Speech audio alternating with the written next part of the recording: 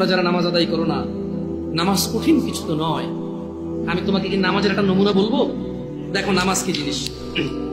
আল্লাহু আকবার বললে, তুমি সানা পড়লে, আউযু বিল্লাহ পড়লে, বিসমিল্লাহ পড়লে, আলহামদুলিল্লাহি রাব্বিল আলামিন মানে সূরা ফাতিহা পড়লে, সঙ্গে যে কোনো একটা সূরা হইলেই হলো, সঙ্গে যে কোনো সূরার বড় একটা আয়াত হইলে হইলো, অথবা ছোট ছোট 3টা আয়াত হলে চলবে। আমি কি তোমাকে ছোট 3টা আয়াত পড়ে শোনাবো?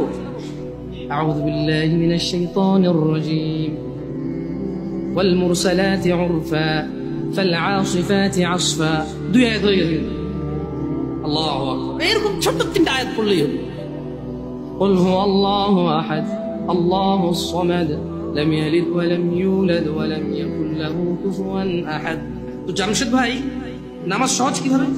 আমি তো শুধু আলহামদুলিল্লাহ সূরা পারি আর কুল হুল্লাহ পারি, আর কিছু এখন পারি না। তো ঠিক আছে, তুমি প্রথম রাকাতে আলহামদুলিল্লাহ সূরা পড়ো, রুকুতে যাও। আচ্ছা, প্রথম রাকাতের রুকুতে সুবহান রাব্বিয়াল আযীম, সুবহান রাব্বিয়াল আযীম, সুবহান রাব্বিয়াল আযীম। দ্বিতীয় রাকাতের রুকুতে কি অন্য কিছু? সেম। আসলে কি প্রথম রাকাতে যেটা পড়ছি ওটাই, যদি 3 নম্বর রাকাত থাকে, আল্লাহ 3 নম্বর রাকাতেও রুকুতে সেম, ভিন্ন কিছু না।